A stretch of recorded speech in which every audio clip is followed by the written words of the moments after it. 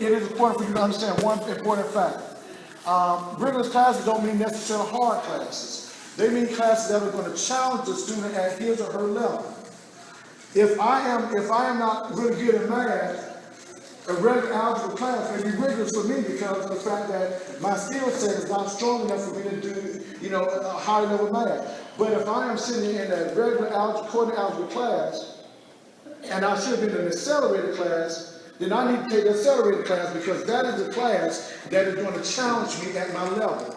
So when we talk about rigorous class, you got to have well-rounded classes. You have two young men we're talking about, they have well-rounded classes. All four of them, all three of them have well-rounded classes. So they have classes that are challenging. They take calculus, they take pre-calculus, they take this, they take that. They take a lot of different courses that are going to challenge them, they're going to give them some weight.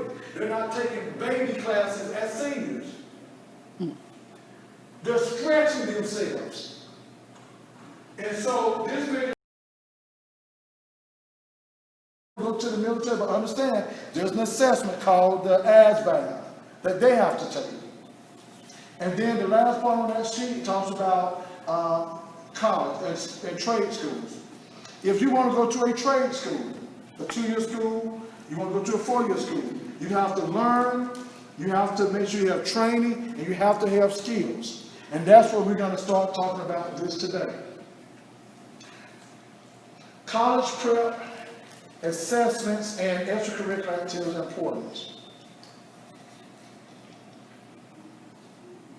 I've done a lot of talking so far, but I'm going to ask you something now.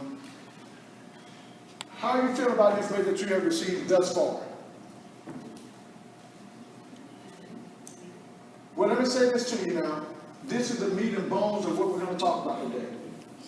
This is the meat and bones. Because a lot of times, how many of us know about the difference between SAT and ACT? What's the big difference? What's the big difference? Well, they cost the same price. They both are going to cost you $46. That's the same. If you take it with writing, I'm just saying this to you. It is very important that you take it with writing at least one time. Because of the fact that some colleges do not accept your score if the writing component is not part of the process. I know that to be true because my son got accepted into a school and we were all excited, but they said they would not accept the score because they wanted the SAT with writing. So we were able to say, oh, Sam, you remember when we told you to take it with writing, so you submitted that score. And understand that when you look at the SAT, your lowest math and your highest math, they're going to take the highest questions, and you have 80 minutes. If you let your child take the practice test doing maybe 10 problems, and you give them like 40 minutes, you're not preparing them for the test. Because when they get to the test, they freak out. Because, oh man, I have 58 problems, and I have 80 minutes. How am I going to do this? And if they practice wrong, they will not be as successful. Because they're going to, first of all, mental block is going to set in because they're not comfortable and they're not confident. You have to build the confidence. And so you need to make sure that you look at the breakdown of each component. So when and this right here, I'm not special.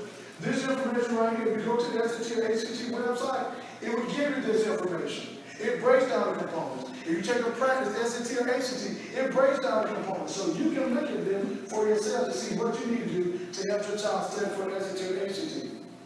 Now, the difference between the scoring reports. The ACT goes from 1 to 36.